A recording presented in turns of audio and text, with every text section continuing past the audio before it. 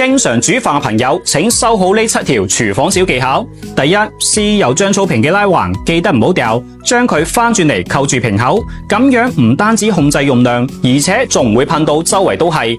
第二，麵條隔水經常走面，其實只需要用根牙籤夾喺煲同埋煲蓋中間，咁樣一條麵都走唔甩。第三，花嚿唔吐沙，加啲芥辣落去，攪拌均勻，等陣嗰啲沙同埋污糟邋遢嘢就會全部吐晒出嚟。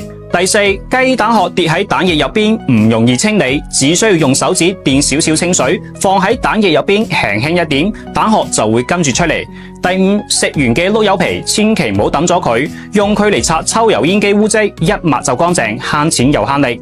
第六，切完辣椒之後，隻手總係火辣辣咁，用水洗點洗都冇用，其實只需要倒啲油，再倒啲洗潔精嚟捽下手，好快就唔辣啦。你學識咗未？另外，今日仲有個秘密要話俾大家知嘅，雞肉買翻嚟唔好淨係攞嚟白切雞或者豉油雞啦。今日呢，分享一個全新食法，沙姜鹽焗雞，皮脆肉滑，鹹香入味，做法真係好簡單，全程唔使加一滴水，包你食到靚靚嚟噶。咁整鹽焗雞到底係先飛水啊，定係直接落鑊焗呢？都話冇一隻雞可以飛出廣東，我哋廣東人唔單止食雞在行，做雞都係有一手嘅。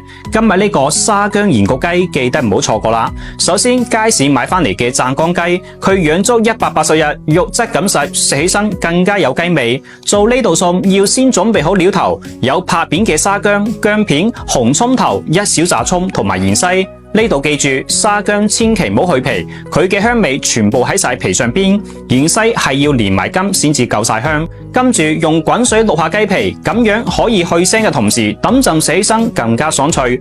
瀝乾水分之後，倒入些少廣東米酒，1匙金生抽。好食嘅關鍵就係加入1包呢個沙姜鹽焗粉，佢係省城大廚根據配方調配好嘅，香得嚟又好夠味。1包20克，啱好做1隻雞。好多朋友試過之後都話好好食，佢主要嘅成分就係陽江嘅沙姜以及湖北嘅竹鹽，食起身比普通嘅鹽焗粉更加溫和。配料表好乾淨，冇亂七八糟嘅添加嘢。屋企有老人家同埋細路仔嘅都可以放心食用。平時用佢嚟整個鹽焗豬手、鹽焗海鮮都係非常正。商家正喺度搞緊活動，9.9到手3大包。平時中意食鹽焗菜嘅街坊朋友可以點擊左下角鏈接帶翻屋企試一試。